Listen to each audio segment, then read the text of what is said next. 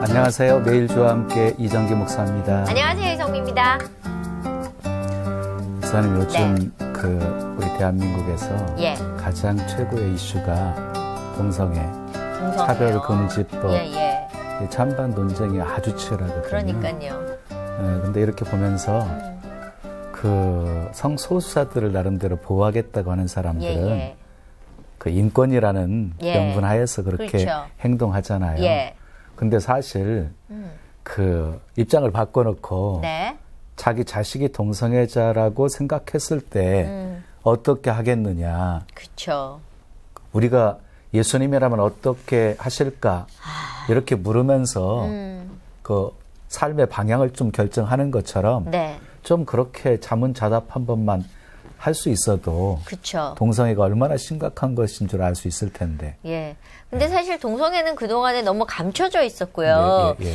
교회에서도 이렇게 드러내놓고 어떤 설교나 이런 것들이 없었잖아요. 그러니까 음지에서들 지금 많이 있다가 어느 날부터인가 드러나기 시작하면서 이게 그냥 몸이 아픈 사람들 그리고 마음이 힘든 사람들이 그냥 어느 부분이 아픈 것처럼 표현이 되고 있어요. 그러니까 인권이라는 이름으로 우리는 이럴 수밖에 없다라고 주장을 하는데 저희가 오늘은 그 주장에 반대되는 얘기들을 가지고 나왔습니다. 오늘 좀 기대해 주셔도 좋은 게요. 그동안 동성애에 대해서 많은 분들이 왜 우리가 이 문제를 이렇게 얘기해야 되지? 뭐지? 이렇게 궁금해하시는 분들 많잖아요. 저희가 실질 속으로 그 속으로 한번 들어가 보도록 하겠습니다. 어떤 내용인지 이 모든 것들을 화면에 담아내신 분이 있거든요. 화면으로 먼저 만나보시죠. 동성애 관련 영화 나는 더 이상 게이가 아닙니다를 제작한 김광진 감독. 그가 지난 2년여에 걸쳐 제작한 이 영화는 탈동성애자들의 인터뷰를 통해 동성애가 주님 안에서 치유될 수 있음을 전하고 있다. 하나님의 부르심을 따라 제작한 선교 영상을 통해 한국교회와 신앙인들이 치유와 회복을 돕는 사랑의 공동체가 되어주길 권면하고 있다. 오늘도 주님을 만남으로 인해 누구든 변화될 수 있다는 그 희망의 메시지를 전하고 있는 사람, 김광진 감독을 만나본다.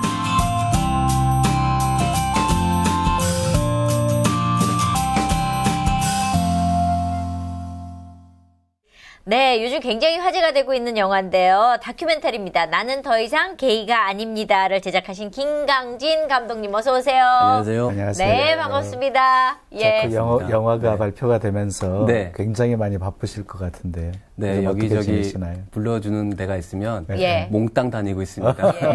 근데 많은 분들이 제가 이 영화를 얘기했어요. 나는 더 이상 게이가 아닙니다. 이 영화 나왔다 그랬더니 그 만든 분이 게이야? 이렇게 많이 물어보지 않으세요? 어때요? 그런 질문 많이 하실걸요? 많이 있고요. 실제로 어느 그 뉴스에서는 그 뭐라고 이제 나왔냐면은 이 뉴욕 출신의 프로듀서 겸 탈동성애자인 이렇게 나온 거예요. 그래서 제가 이걸 어떻게 해야 되나. 근데 뭐 어차피 이렇게라도 뭐 알주고 은혜를 받으신 분이 계시면 뭐 그냥 감수해야겠다 싶어서. 그래도 정확히 알고 저희가 있어야 되니까 아닌 거죠? 저는 애가 둘이고요. 큰 애가 이제 중학생 아빠입니다. 확실하게 아니네.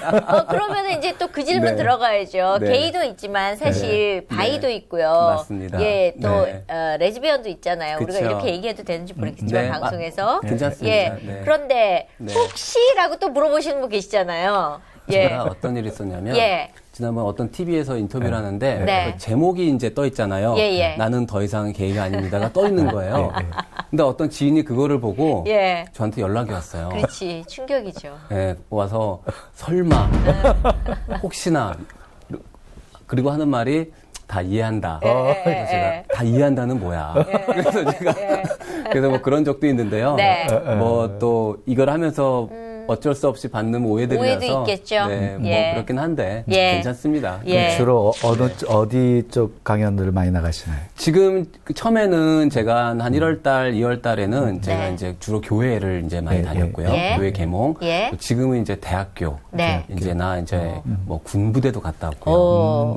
군부대 너무 좋을 것 같은데. 제가 그 논산훈련소 가서 거의 한 5,000명 정도 이렇게 훈련병들이 와서 제가 너무 깜짝 놀랐는데 같은 관심들이 어마어마하더라고요. 그래서 이제 그 군부대 사실은 그 자체도 굉장히 숨겨져 있고 드러내지 못하는 문제들이 있었는데 군부대 자체가 이제 허락받기가 어려웠어요. 네. 근데 정말 하나님의 도우심으로 이제 그게 이제 열려서 네. 가게 됐고 네. 반응이 너무 좋았고 예. 거기 이제 소대장님께서 네. 이제 너무 긍정적으로 생각을 하시는 거예요. 예. 그래서 이제 제 소망은 요걸 시작으로 이제 다른 부대도 이제 예. 돌 수 있기를 좀 희망하고 그건 너무 있습니다. 좋겠네요. 예. 네. 그러면 일단 제일 궁금한 게 네. 나는 더 이상 게이가 아닙니다가 네. 어떤 내용의 영화인지가 네. 제일 궁금하잖아요. 그렇죠. 네. 네.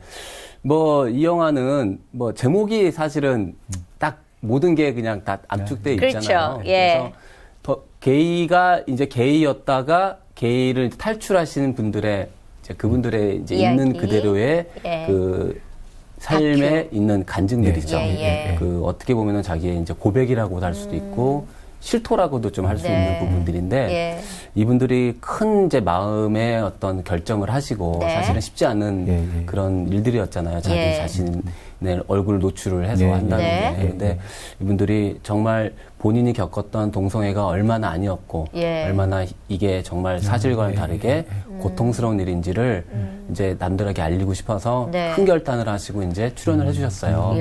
그래서 이분들 중심으로 이제 동성애자들의 삶이 어떤 삶이었는지 또 이제 저희가 이 스토리를 이제 이끌어가면서 예. 동성애로 이제 그 인해서 오는 폐해들에 예. 대한 그런 것들을 전문가들을 통한 예. 또 증언들과 또 이제 실체의 어떤 또 그런 환경들에 대해서 이제 카메라로 다 담은 거죠. 예. 지금 네. 이게 얼마나 봤죠, 사람들이? 지금 인터넷에 올린 지가 1월 달에 올렸으니까 네. 한 2달 좀 넘은 것 같은데 예. 벌써 37만 명 정도가 37만 명. 네, 예. 지금 되고 그 숫자는 지금 계속 올라가고 있어요. 하루에 예. 뭐 1,000명 이상씩 지금 계속 조회가 되고 있는 예. 것 같더라고요. 근데 저도 봤었거든요. 네. 봤는데 막 실제 인물들이 나오는 거예요. 네. 예? 예. 그래서 이분들이 그냥 자기가 옛날 과거가 다 맞습니다. 들춰지는 건데 네. 이거 보통 용기가 아니었으면 쉽지가 않을 텐데. 그건 정말 하나님께서 네. 그분들을 그렇게 해줄 수 있게 마음을 움직여 주신 거죠. 예. 네. 근데 시사회를 열었을 때 굉장히 많은 충동하고 부딪힘도 있었을 것 같은데 좀 그러니까, 반응들이 어땠어요? 네, 반응들이 정말 첫 번째가 느끼는 반응은 네. 너무 사람들이 놀라는 거예요. 그러니까 그동안은 동성애 말은 들어왔는데 이게 어느 정도까지 나쁜 건지 뭐 어느 모습인지를 이제 너무 감춰져 있었고 굳이요 내가 그걸 꺼내서 볼 이유도 없었던 거죠. 근데 영상이란 걸 통해서 강제로 보게 되는 거잖아요. 그렇죠. 근데 그걸 보고 이제 너무 이제 놀라신 거고 아 동성애 말로가 정말 저렇게 비참할 수밖에 없구나. 근데 우리가 이 사회가 이런 거를 너무 아닌 것처럼 가리고 있었구나라는 그런 마음들이 많이 드셔가지고 이제 이분들이 보신 분들은 꼭 어떤 게 있으시냐면 사명감이 생기세요. 두 가지인데 하나는 이게 기도해야겠다. 이걸 정말 영적 싸움이니까 영적으로 무릎을 꿇어서 기도해야겠다. 그 두 번째가 알려야겠다. 침묵하는 것은 이게 정말 방법이 아닌 것 같다 싶어서 이 보신 분들은 말하고 다니기 시작하시는 거예요. 아니다. 동성애 정말 아닌 것 같아라고. 이 두 가지가 굉장히 큰 변화죠. 네. 근데 동성애자들도 그 영화를 봤을 텐데요. 그쵸. 그들의 반응들이 또 있었을 것 같은데. 이제 그들의 반응들이라는 거는 처음에 제가 예고편을 맨 처음에 이제 유튜브에 공개를 했을 때는 하루에 160개 정도의 그 댓글들이 이제 올라오기 시작했는데 그 제가 하다가 댓글을 차단을 시켰어요. 왜냐하면 너무 안 좋은 얘기인데 협박성은 문제가 아니고 그냥 자기의 의견을 얘기하는 거는 제가 이해를 하겠는데 너무 이제 좀 수준 이하의 쌍스러운 소리를 너무 올려놨더라고요. 그래서 제가 이제 그건 은혜가 되고 싶지 않다 싶어서 이제 제가 차단했는데 그러니까 그 영상을 이제 본인들의 그 게이 커뮤니티 같은데 이제 퍼서 이제 날라서 이제 거기서 이제 토론을 하는데 제가 댓글들을 보니까 굉장히 이제 마음들이 불편한 마음들인 거예요. 그렇죠. 그런데 이분들이 불편하지만 이 영화가 보여주는 사실적인 팩트에 대해서는 뭐 이건 사실이고 본인들도 아는 거니까 어떻게 건들 수는 없는 거죠. 그러니까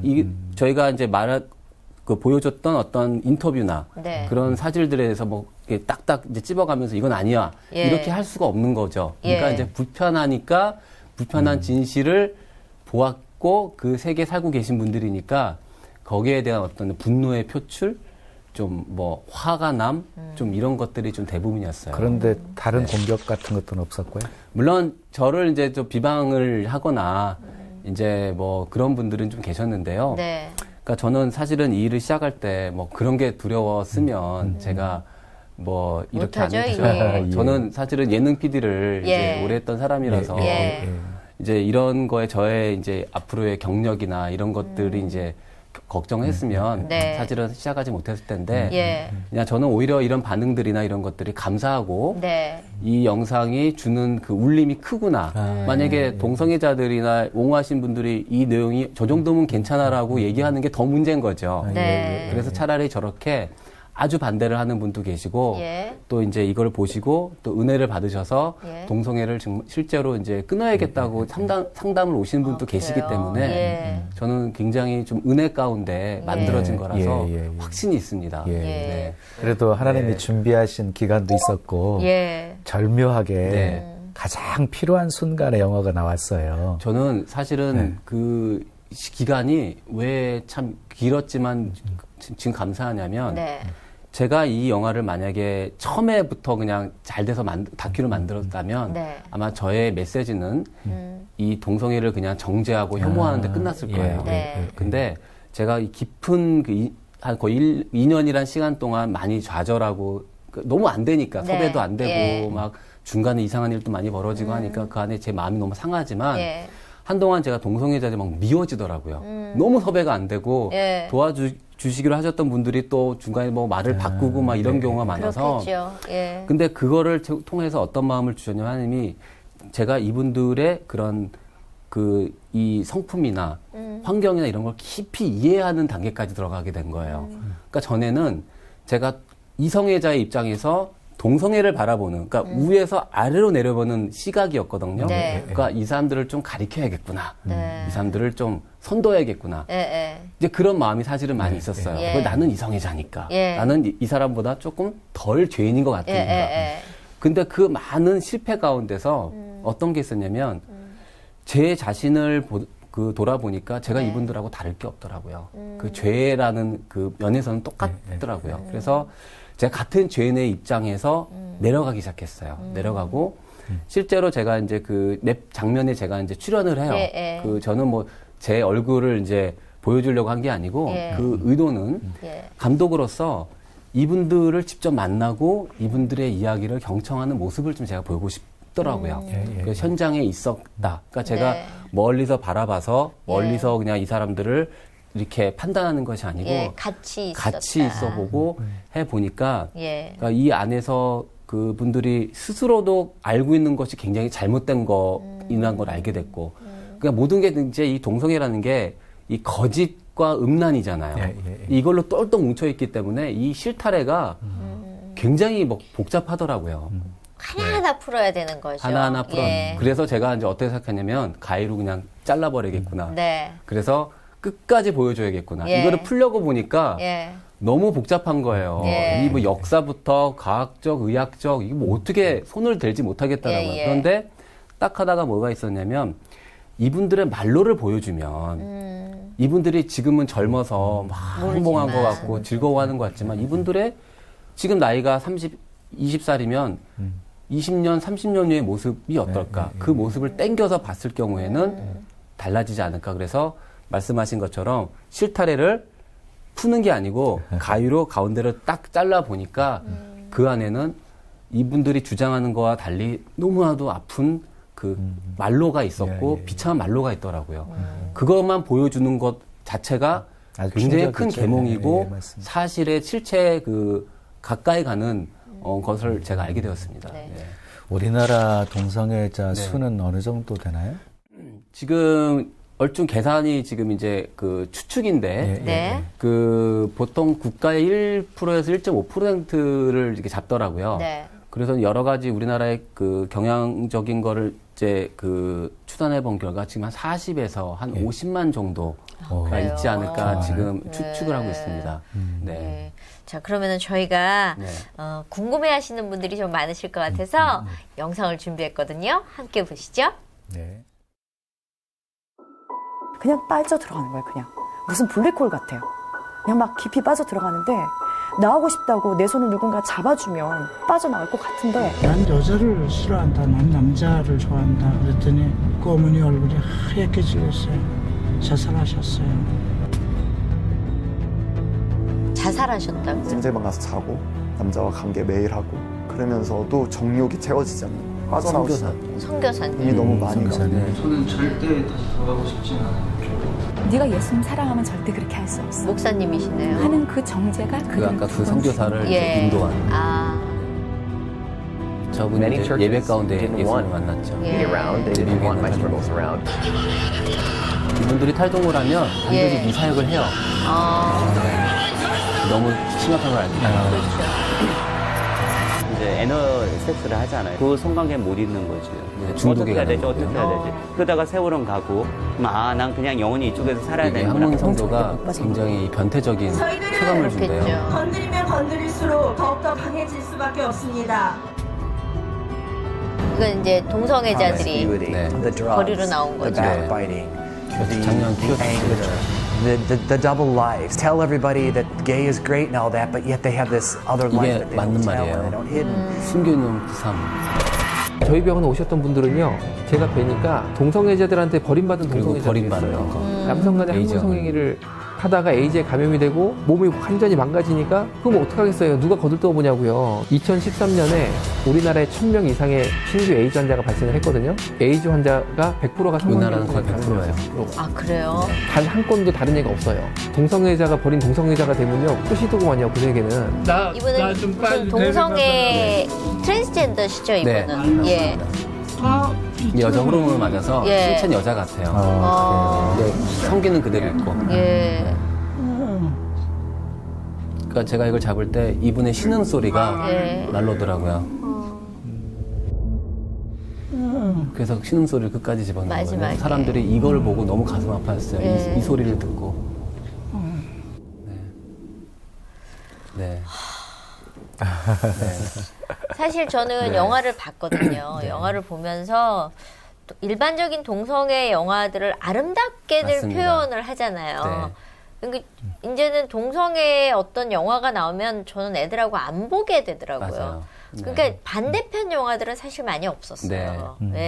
그러다가 이렇게 다큐로 던져지니까 많은 분들이 당황해 하셨거든요. 맞습니다. 본 사람들이 당황해하는 사람들이 꽤 많았던 것 같아요. 교회 안에서도. 맞습니다. 많이 당황하시는 게 당연한 게 너무나도 이제 판도라의 상자가 열린 거죠. 그러니까 교회 안에서는 이제 사실은 이 성적인 상처에 대해서 저도 이제 이게 성적인 상처잖아요. 상처에 대해서 사실은 이야기하지 않고 이런 걸 드러내지 않는 그 분위기다 보니까 목사님도 이거를 얘기들 하기는 힘들고 왜냐하면 뭐 대놓고 얘기하기도 힘들고 또 이 얘기를 잘못했다가는 또 들으시는 분들이 상처를 입거나 시험을 받기 때문에 너무 조심스러운 문제죠. 그리고 이제 어느 부분을 다 설명을 하려면 너무 시간도 오래 걸리고 그러니까 이제 이거를 압축해서 이제 1시간이란 시간에 딱 압축해서 이제 보게 되니까 너무나 한꺼번에만 인포메이션들이 이제 받게 되니까 처음엔 정리가 좀 안 되는 거예요. 하지만 곰곰이 생각해 보면 그 내용이 뭐냐면 끝의 말로는 이렇고 그분들이 주장해왔던 그 말씀하신 대로 미화적인 어떤 것들 이런 것들은 다 모순이 있구나. 그러니까 단 한 번에 의문점을 한 번이라도 딱 생각하는 거예요. 그 전까지는 이제 이 의문점이라는 거를 생각을 많이 안 해보다가 그러니까 차라리 동성애에 대해서 안 돌아보거나 고개를 돌리거나 아니면 거기에 빠져 있거나 뭐 이게 어떤 구심점이 없었는데 이거를 통해서 이제 그 어떤 도대체 동성애가 뭐고 이 동성애는 이런 거구나. 동성애 삶은 이럴 수도 있구나. 라고 이제 인식의 변화의 시작이 된 거죠. 근데 사실 동성애자들을 옹호하시는 분들의 세력이 굉장하거든요. 그렇죠. 왜냐하면 이거는 태어날 때부터 내가 갖고 맞습니다. 태어난 건데 왜 당신들은 우리에게 이렇게 하느냐라고 공격적이거든요. 그런데 선천적인가요? 그 사람들이 선천적이 주장하는 아니죠. 건데. 선천적이 아니고요. 그 선천적이라고 하는 것은 이제 동성애 옹호하는 분들의 대표적인 어떻게 보면 거짓입니다. 선천적으로 그 태어났다고만 해야지 이분들이 모든 면제권이 생기는 거죠. 그렇죠. 그렇지 않으면 이제 이게 무언가가 우리가 이제 치료받고 치유라는 이제 단어가 들어가고 이거 나와야 되는 거지만 예를 들어서 우리가 한국인으로 태어나고 흑인으로 태어난 것처럼 이게 태어났기 때문에 우리는 어쩔 수 없는 거다.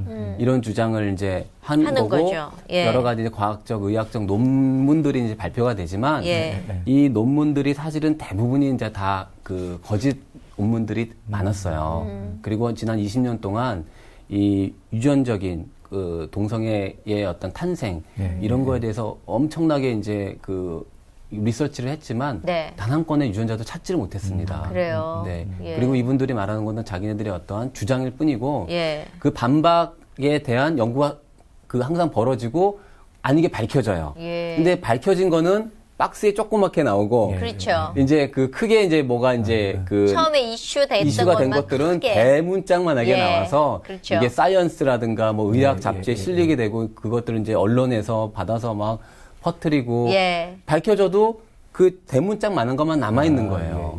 시간이 지나도 환경적인 영향이 큰 건데요. 맞습니다. 그러면 어떤 환경 속에 노출되어서 이렇게 동성애자들이 되는 건지. 참 이게 그거에 참 미스테리인 것 같아요. 저도요. 도대체 어떤 환경 때문에 있을 것인가. 근데 저는 1차적으로 가장 크게 보는 게 이것은 분명히 본인의 어떠한 그 정체성을 잘못 이해하는 거니까 영적으로 본다면 크리스찬들이 이거는 거짓의 영인 거예요. 처음부터 거짓에 지금 사로잡힌 영인데 근데 제가 이것만 영적으로만 얘기하면 이해 못하는 분들이 많잖아요. 근데 제가 이제 만나봤었던 대부분의 이제 그 동성애자들은 한 70%, 70에서 80%가 대부분 굉장히 그 불우했던 그 가정 환경이 있었어요. 그것은 돈이 없다는 얘기가 아니고 가정의 깨어짐이라는 집안이 있었어요. 그러니까 아버지의 부재와 어머니의 부재 혹은 그런 원만하지 못했었던 어떤 관계적인 깨어짐 때문에 이분들이 그 친밀감의 상실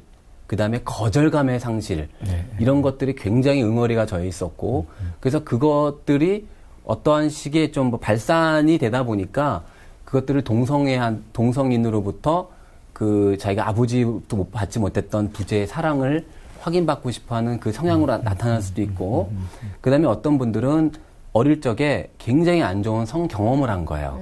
예를 들어서 어떤 원치 않았던 성추행을 당했다든가 뭐 그 성적인 관계를 강제적으로 당한 동성에게 동성애든 이성애든 어릴 적에 그것 트라우마가 생기면서 그 어떠한 그 특별한 그 성에 대해서 혐오감을 느끼게 될 경우도 있었고 또 어떤 경우는 뭐 그렇지 않고 다 유복하고 잘 자랐는데 거기서도 이제 왠지 모르게 그렇게 뭐 된 사람도 있고 너무 케이스 바이 케이스인데요. 그러니까 제가 이제 가장 크게 본 것들은 뭐 제가 원인은 저희도 모르니까 하지만 그 원인 중에 하나는 그 어릴 적에 가장 그 깨어졌었던 관계의 어떤 그런 부분들이 대부분이었었다. 그래서 이분들이 자라면서 그런 부분들 때문에 굉장히 우울증도 굉장히 심하셨고, 그러니까 제가 만났던 동성애자 분들은 그 마음속에 그 깊은 감추고 있는 상처들이 있었고 깊은 우울증과 조울증이 굉장히 있으셨어요. 그래서 이 영화를 만들면서 무조건적인 혐오와 동성애 실체가 아니고 이분들을 어떻게 품어야 될 것인가에 대한 이야기를 같이 가거든요. 그러려면 제가 보니까 이분들의 마음을 돌이키기 위해서는 우리가 1차적으로 기다림이라는 치유. 그러니까 이분들은 어쩔 수 없이 그 자라왔던 환경과 이중적인 생활을 한 거잖아요. 본인 동성애지만 동성애 아닌 것처럼 살았고 그게 배어 있는 거예요. 그다음에 그 우리가 상상하지 못했던 어떤 그런 성적인 중독, 그다음에 그런 성애기에 그 깊이 빠져 있는 분위기 때문에 그거에 대해서 오는 그 유혹감이라는 건 우리가 정말 상상하지 못하는 것들이거든요. 이런 것들과 싸워야 되는 거예요. 그러니까 우리가 1차적으로 사람이 금방 돌아올 수가 없죠. 우리가 일반 사람을 전도를 해도 얼마나 시간이 오래 걸립니까?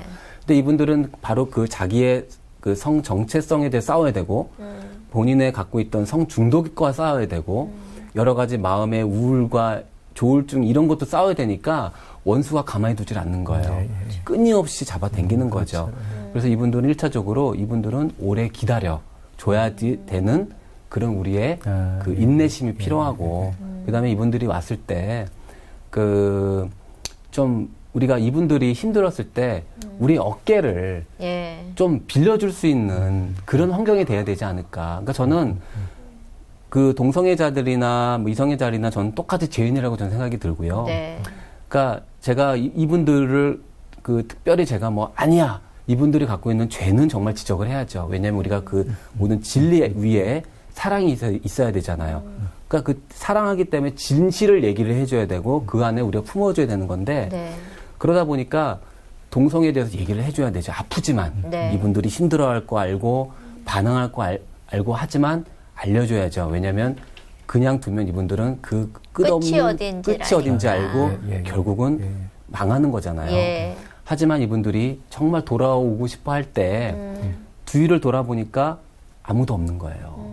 그러니까 너무 외로운 거예요. 그래서 동성애 하는 분들이 대부분의 마음을 보면 외로움을 굉장히 호소를 해요.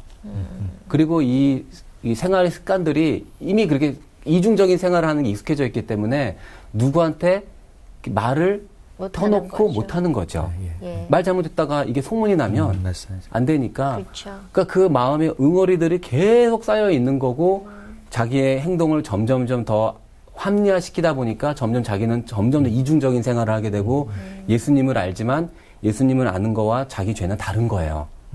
근데 자기는 이미 너무 멀리 왔고 그러니까 이러면 안 되지 이러면 안 되지는 하지만 돌아가기 너무 멀리 왔고 포기해버리더라고요. 그래서 그 포기를 하지 않게끔 기다려주고 이 자리를 항상 비워두고 우리가 좀 앉아 여기 그 예배 가운데 그럼 예수님이 언젠가는 만져주시는 거죠. 그 만져주심을 저는 너무 잘 알고 있어요. 그러면 동성애와 관계된 병이 에이즈라고 어느 날 되게 크게 났었다가 흐지부지 됐어요. 그것도 이제 가장 대표적인 거짓이죠. 네. 사실은 이 동성애, 특히 남성 동성, 게이라고 보통 하잖아요.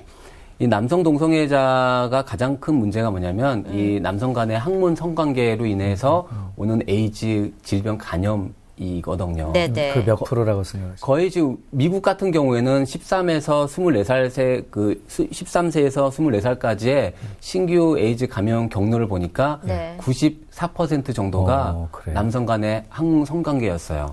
그런데 그건 의학적으로 밝혀진 건데 왜 매스컴들은 그걸 다 입 다물고 있고? 그거는 이제 그 보도 그 준칙이라는 거를 이제 서로 그 기자들하고 맺어가지고 이제 이 에이즈에 대해서 얘기를 하거나 이런 동성 에이즈가 어떤 질병과 연관이 됐다라고 얘기할 시 이것은 동성애자들을 혐오하는 그 혐오법에 이제 위배가 된다. 이제 이런 거를 이제 그 국가인권위원회라는 곳에서 이제 이걸 만든 거예요. 그래서 기자들은 인권이라는 이름으로 가려놓은 거죠. 다 입을 막아버린 거예요. 틀어막아버린 거예요. 그러니까 기자들이라고 뭐 다 동성애 좋아하는 게 아닐 거 아니에요. 양심적인 사람도 있을 거고 이 피해를 본 사람 그 피해를 본 사람들이 기자 정신에 정의감도 있을 텐데 이거를 썼을 시 들어오는 공격들과 어떠한 불이익이 너무 큰 거죠. 그러니까 섣불리 공격을 이거를 이제 드러내지 못하는 거고, 그러니까 소위 말해서 동성애를 얘기했을 시 아예 그 사회적으로 눌러버리는 거예요. 그러니까 공포감을 주는 거죠. 공포감을. 그러니까 이것들이, 그러니까 저는 어떻게 보냐면 이 원수의 전략 중에 하나가 바로 우리들을 입을 막으면서 본인들의 그 힘을 과시를 해서 아예 건들지 못하고 반항하지 못하게 하는 거예요. 그러니까 유독히 동성애 반대의 목소리를 높이는 건 그나마 기독교밖에 없는 상황이잖아요. 저는 기독교가 마지막 마지노선이에요. 이게 이 기독교라는 이 벽이 무너져 버리면요, 저는 완전히 다 오픈이 된다고 생각이 들어요. 일단 성경에 나와 있는 거죠. 맞아요. 맞아요. 죄예요. 성경에 나와 있는 게 죄잖아요, 목사님. 그 얘기도 좀 해주세요. 어차피 얘기 나온 김에. 하나님 창조 질서를 무너뜨리는 거예요. 창조 질서를 무너뜨리는 것이고, 그리고 뭐 소돔과 고모라 성이 멸망할 때도 그 동성애가 있었고요. 그러니까 하나님이 굉장히 죄악시하는 거예요. 그러니까 동성애자들은 죽이라고까지 성경은 말씀하고 있거든요.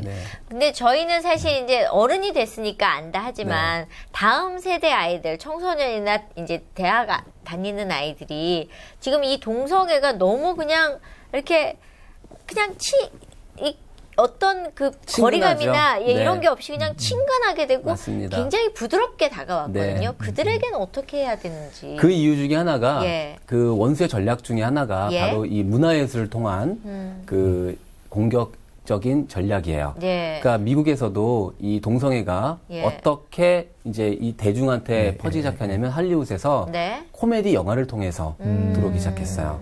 이 코미디 영화에서 그 어떠한 특정한 그 아주 좀 재밌는 캐릭터 혹은 사람들에게 어떤 환경적으로 어쩔 수 없이 뭐 여장을 한다던가 뭐 그런 설정을 해놓고 코미디적인 요소를 통해서 막 들어오다 보니까 부담 없이 보기 시작한 거예요. 그러더니 그것들이 영화를 넘어서 이제 시트콤까지 들어와서 동성애 커플들이 있고 그것들이 그냥 우리의 이웃과 항상 같이 있고 우리와 다르지 않다라는 그 인식들을 끊임없이 학습적으로 보여주는 거죠. 네. 그리고 그것들이 이제 지금 드라마나 무슨 만화, 소설을 통해서 이게 정말 확산이 되는데 이게 이제 그 동성애의 어떤 가족 이런 게 아름다운 어떤 가족의 상처럼 나오는 거죠. 저는 그 이런 영상을 하는 사람이다 보니까 뭐를 믿고 있냐면요.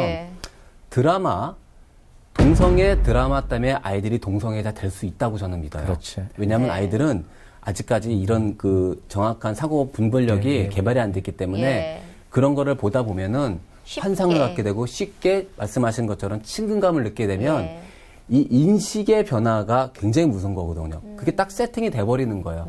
그 동성애자들 그 분들이 하는 것 중에 가장 공을 들이는 게 뭐냐면 문화 예술을 통한 전략이에요. 그래서 끊임없이 퀴어 영화를 통해서 그런 일반 영화에서도 동성애 코드를 계속 집어넣죠. 그 다음에 드라마에서도 넣고 음악, 어떤 뭐 예술 작품, 미술 이런 걸 통해서 우리한테 계속해서 그쪽으로 무언에 드러내지는 않지만 심어주는데 그것이 우린 영적이잖아요. 다 느끼고 영향을 받는 거예요. 그래서 이런 것들이 지금 아이들한테는 가장 문제고 환경이 지금 이런 거를 좋아하게끔 만드는 환경이잖아요. 그쵸. 괜찮아라고 환경이니까 그 우리 같은 이제 나이의 세대가 이제 지나가면 우리 자녀 세대에서는 이렇게 싸워줄 방패막이 이제 없는 거죠. 그러니까 지금부터 우리가 싸워서 이런 걸 계몽을 하고 그러니까 저는 저희 아이들한테도 굉장히 확실하게 얘기를 해요. 나이가 어리지만 동성애는 나쁜 거야. 하지만 동성애 친구들은 어쩔 수 없는 거지만 동성애는 죄고 하나님께서 정말 이거는 아주 싫어하시는 거야라고 교육을 시키고 있어요. 나는 그 만드신 다큐멘터리 영화를 보면서요. 무슨 생각이 들었냐면 그나마 가장 활발하게 활동하는 동성애 연령층이 있잖아요. 한 20, 30대 맞습니다. 이러지요. 그러면 말 그대로 지금 청소년들에게 그 다큐멘터리 영화 한 편만 보여줘도 그 심각성의 효과가 대단히 크겠다는 생각이 들었어요. 제가 주로 이제 그래서 나이가 어린 친구들을 많이 만나려고 하고 실제 저희가 중고등부, 고등학생들을 만나서 이걸 이제 보여줘요. 보여주면 그 어떤 아이들은 보다가 우는 아이들도 있어요. 너무 이제 끔찍한 것도 있고 제가 생각했던 것이 아니니까.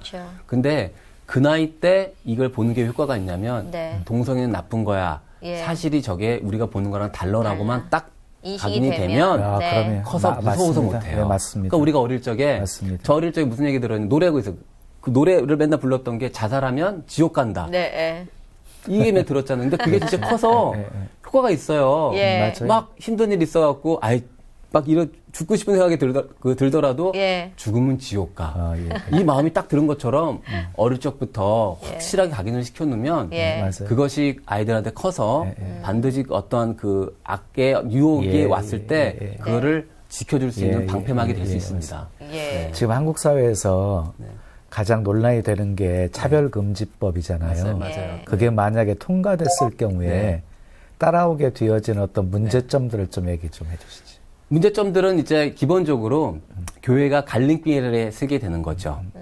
그야말로 이제 좁은 길을 가는 교회와 이제 타협해서 넓은 길을 가는 교회가 드러나게 되는 거고, 우리가 믿음을 지키고 하나님의 말씀을 이제 지켰을 시 이제 오는 탄압과 법적인 제재를 감수해야 되는 거고, 실제로 목사님이 동성애 나쁘다고 설교해서 감옥에도 정말 들어갈 수 있는 상황이 있는 거고, 또 반대로 동성애 좋다고 하는 교회들은 부흥할 것이고, 정말 교회가 더 인기를 얻어서 그 싸구려 복음이고 가짜 복음이지만 더 활기를 치겠죠. 그래서 하나님께서 교회를 정확하게 보는 판단의 어떤 기준이 드러나게 될 거고요. 예. 그 다음에 우리 사회는 이것들을 제대로 나쁘지만 나쁘다고 얘기를 하지 못하는 사회가 되겠죠. 예를 들어서 그렇죠. 흡연이 나쁘잖아요. 흡연을 하면은 우리가 폐암에 걸리고 일반 사람들보다 몇십 년씩 그 생명이 짧아진다는 거를 알기 때문에 공익 광고를 하는 거잖아요. 네. 담배를 필 사람들의 권리도 있지만 담배 때문에 그 죽는 그 피해를 보는 사람들의 권리도 있기 때문에 얘기를 하는 거고 그래서 그것이 이제 같이 공존을 하는 거잖아요. 근데 그렇게까지 할 수 있는 길이 막혀져 버리는 거죠. 네. 담배를 피는 사람이 자기의 권리고 자기의 그거를 주장하는데 우리가 노를 할 수 있는 그 법적인 장치 아무것도 없는 거예요. 그렇죠. 담배 피는 거를 뭐라고 할 수가 없는 거죠. 네. 동성애가 똑같은 게 되는 거예요. 예. 동성애를 즐기고 좋아하는 사람도 있겠죠. 네. 하지만 제가 아는 분들 중에서는 동성애 때문에 괴로운 분들이 있었어요. 끊고 싶고 정말 동성애자가 아닌 모습으로 하루라도 살고 싶은 분이 이분들이 도움을 청하거나 상담을 받고 싶은데 네. 그 길이 막히는 거예요. 예. 실제 미국은 그렇게 됐어요. 지금 미국은 그러면 지금 동성애를 인정하고 있는 다른 나라의 경우를 좀 얘기를 그게 이제 미국 같은 경우는 지난 작년 6월 26일 날 이제 동성애 결혼 합법화가 됐잖아요. 네. 그러고 나서 어떤 일이 있었냐면 미국에서 제가 이제 이번에 다니면서 동성애를 고민하시는 분들의 상담을 좀 했는데 네. 그 중에 한 케이스가 어떤 그 젊은 그 티네이저였는데 네. 동성애 문제로 상담을 받고 싶어갖고 의사한테 찾아갔다 의사가 상담을 안 해주는 거예요. 그쵸. 정신과 의사가. 예. 이거는 정상인데 왜 해주냐. 그래갖고 많은 의사들한테 갔더니 다 거절당한 거예요. 그리고 그 의사가 해주고 싶어도 상담을 했을지 그 문제가 되면 자기가 이제 잡혀가잖아요. 그 문제가 있으니까 무서워서 못 하는 거죠. 그러다가 이분들이 우리 영화 얘기를 듣고 와서 영화를 보고 오셨더라고요. 네.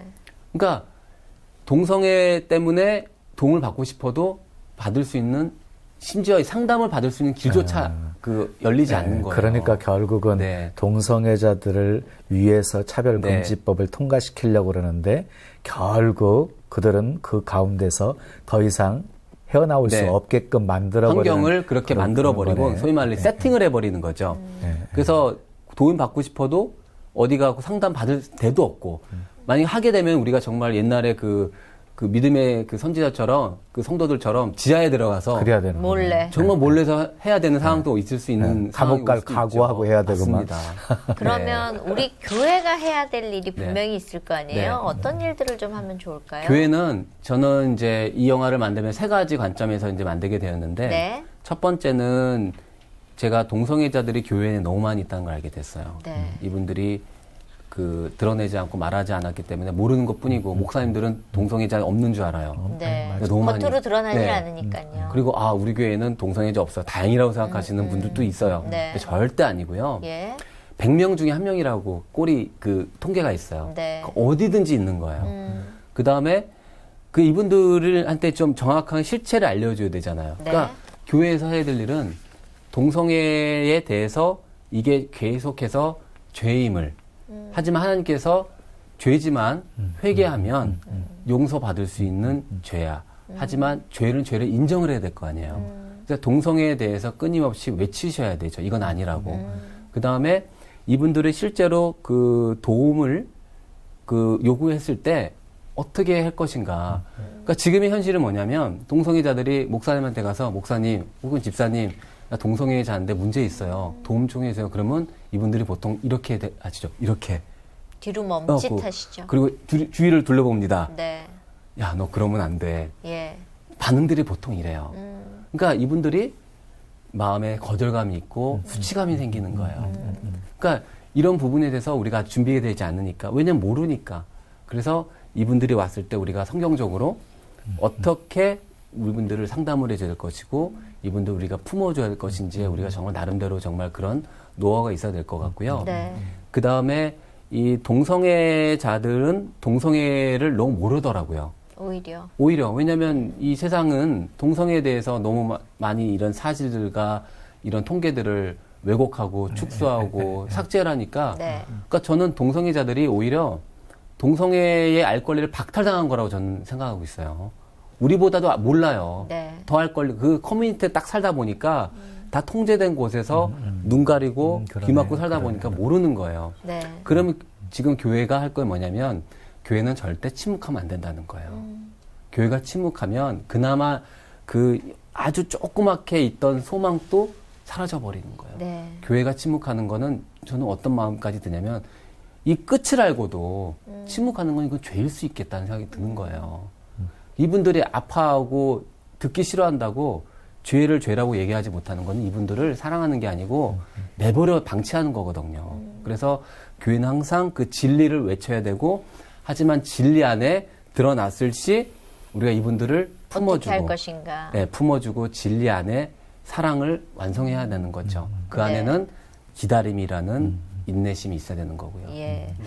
영화 이렇게 보면서 많은 분 인터뷰하셨잖아요. 네. 그중에 기억나는 분, 네. 그리고 가슴에 품고 있는 분 계실 것 같아요. 저는 가장 품고 있는 게 지금 아까 그 잠깐 보셨다시피 그 젊은 그 박진권 선교사라는 네네. 이제 그분을 가장 이제 품어요. 예. 그 스토리가 뭐냐면 어릴 적에 잘못된 성적인 그 사촌형과의 경험으로 통해서 이제 원치 않게 동성애자가 됐고 가정에 깨어짐이 있었고 그 동성애자에 대해서 깊은 죄 가운데 있다가 이분이 그 정말 그 에이즈라는 그런 병까지 얻게 되면서 정말 인생에 아주 그냥 소망을 잃는 삶을 살다가 이분이 그 주님 앞에서 예배하는 자리에서 예수님의 만처지심을 당한 거예요. 네. 그래서 거기서 깨어진 거예요. 네. 그래서 그리고 나서 이분이 그 할트가 뭐냐면 이 동성애를 탈주하신 분들은 어떤 마음이 생기냐면 다른 분들을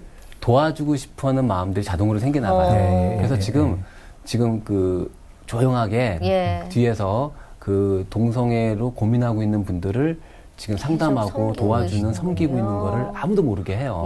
그런데 너무 효과적인 게 이분은 이제 결혼도 했고 이제 아이도 낳고 네 그래서 동성애를 완전히 끄는 거에 어떤 견본인 거예요. 가장 그 끊을 수 있는 그 루트는 바로 예수님을 만난 거고 그다음에 지금 찬양 사역자로 너무 교회에서 잘 섬기고 있고 작곡을 전공을 했고 저희 다큐의 모든 음악을 만들었어요. 아, 그래요? 네, 제가 부탁을 드렸어요. 네 마음을, 네가 그 애틋한 깨어진 맞던 마음을 풀어봐라. 너무 이제 기도하면서 만들었고, 제가 너무 감사하죠. 너무 이제 뜻이 깊잖아요. 그래서 이런 분들이 자꾸 일어나야지 이제 오픈을 할 수 있는 거예요. 그러니까 어두운 가운데 자꾸 숨어져 있으면 마귀가 그 어둠이 있기 때문에 조종을 하죠. 빛 가운데 올라가면 당장은 수치스럽고 당장은 창피하겠지만 하나님께서 이제 딱 배를 개복하고 이제 수술하시는 거잖아요.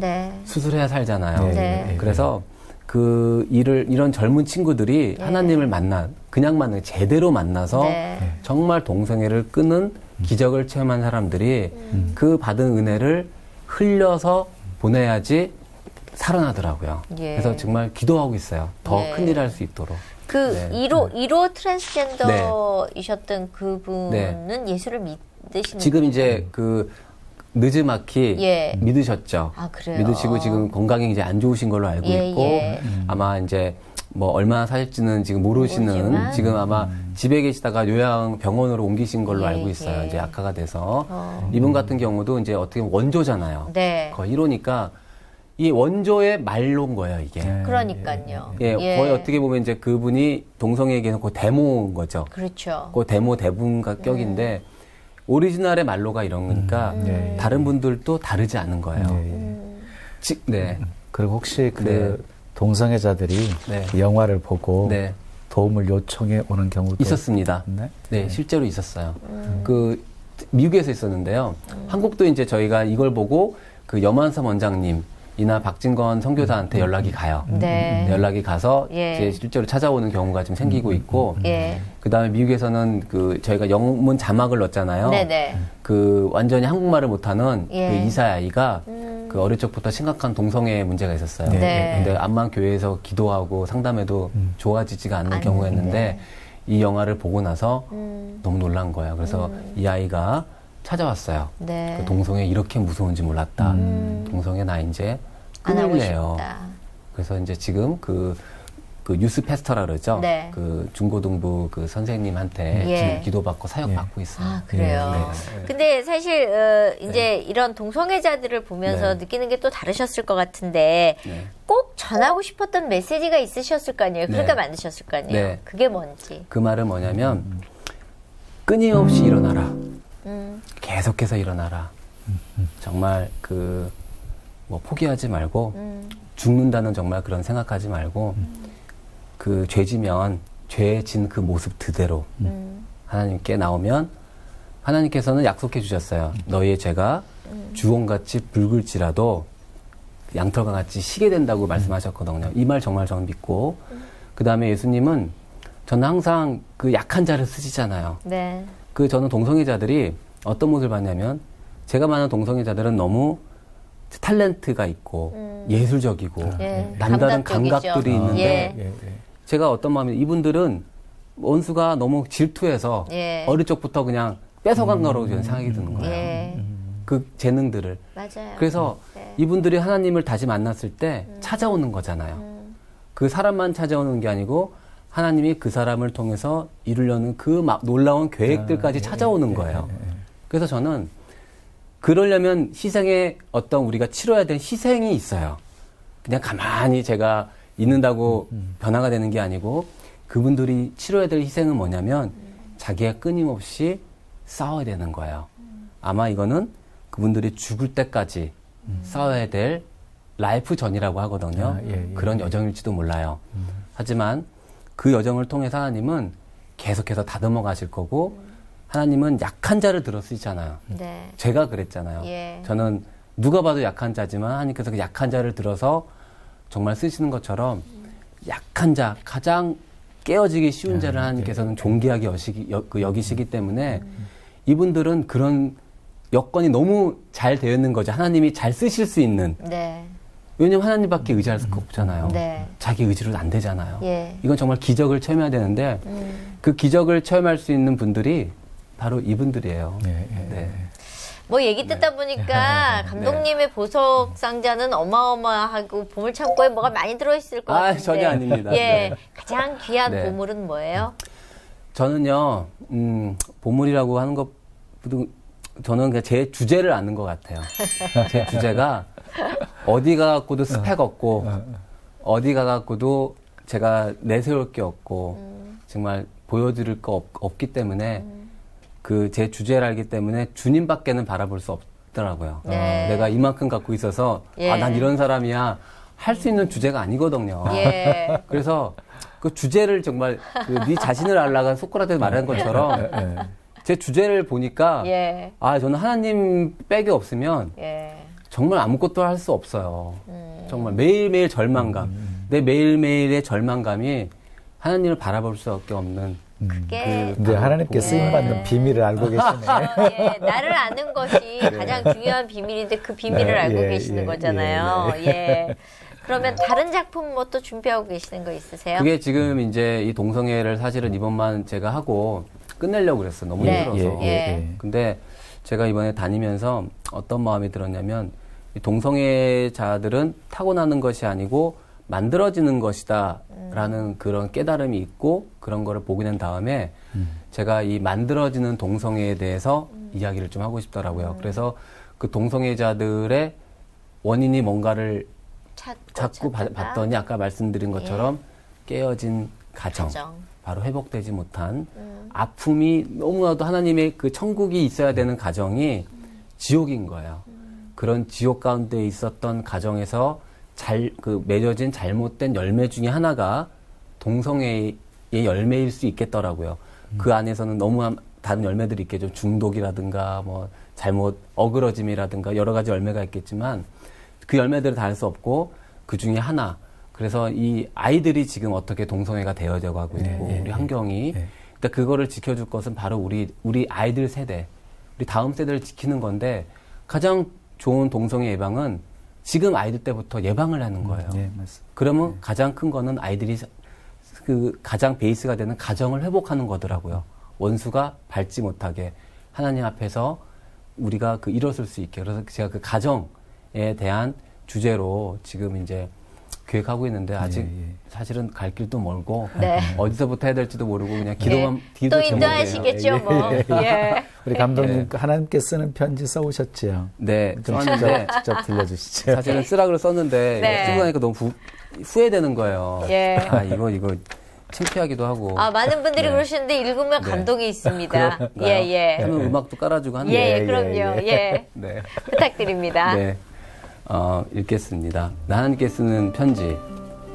저는 지금까지 살면서 나는 그렇지 라는 말을 끊임없이 하면서 왔어요. 인생의 저 깊은 밑바닥에 처박혀 있는 내 모습을 보면서 나는 그렇지. 아무리 애를 쓰고 몸부림을 쳐도 죄를 끊어내지 못할 때도 나는 그렇지. 나보다 하나님께 사랑받고 쓰임받는 그 사람을 보면서 나는 그렇지. 어떻게 살아도 잘 되지 않을 거야를 믿었던 나입니다. 그런데 그런 나를 주님은 너는 그랬지. 그 절망의 바닥에서도 나를 갈망했고 너는 그랬지. 죄를 끊으려 그렇게 몸부림을 치면서 나를 바라봤지. 너는 그랬지. 너보다 잘 되는 사람을 보면서 질투 어린 눈빛으로 하늘을 바라봤어. 그럼 그렇지. 봐라. 내 아들이다. 저렇게 살아보려고 애쓰고 있다. 라고 천사에게 자랑하신다고 하셨죠. 그랬구나. 그러셨구나.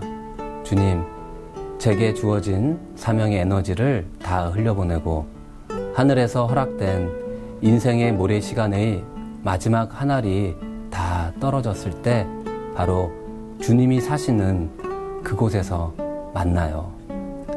하늘 고향을 그리워하며 광진 올림.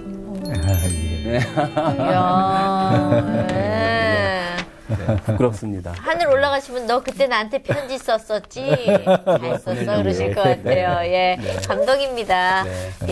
앞으로 좋은 작품이 더 나올 거고요. 그리고 많은 분들이 보시고 정말 하나님의 그 마음을 느끼셨으면 좋겠네요. 감사합니다. 오늘 나와주셔서 감사합니다. 감사합니다. 나는 더 이상 게이가 아닙니다. 우리 김광진 감독님을 만나 뵈면서 저는 하나님의 기다리심을 오늘 느낀 것 같아요. 언제나 하나님은 기다려주시는데 사람들이 그 길을 막고 있다라는 생각이 참 많이 들었거든요. 우리가 그 통로가 돼야 되는데 거기에 걸림돌이 되는 우리 동성애자들을 위해서 문을 열어놓고 있어야 되는데 나는 그 고리를 잡고 있는 사람이 아닌가라는 생각을 해봤습니다. 그 마지막 보루가 그 감독님도 말씀하신 것처럼 가정이고 교회라고 생각해요. 그러니까 사단이 마지막에 가정하고 교회 무너뜨리려고 발악을 하고 있는 시대거든요. 특히 계속 위협해오는 진리를 위협하는 이 세대 속에서 생명 걸고 진리 파수하기 위해서 우리 한국교회가 힘써야 될 거라고 생각하고요. 그리고 병든 자에게 의원이 필요한 것처럼 예수님은 죄인을 구원하시기 위해서 이 땅에 오셨답니다. 그러니까 누구든지입니다. 자, 그리스도의 사랑으로 그 누구든지 다 품을 수 있는 한국교회가 되었으면 좋겠습니다. 우리가 바라봤던 동성애자들에 대한 관점이 오늘 많이 바뀌는 시간이었는데요. 그동안에 내가 뭔가 문을 잡고 아무에게도 안 열어주시려고 하셨다면 오늘 문을 좀 활짝 열고 그들을 맞을 준비를 그리고 내 옆자리를 비워놨으면 좋겠습니다. 여기까지입니다. 저희 다음 시간에 뵙겠습니다. 감사합니다.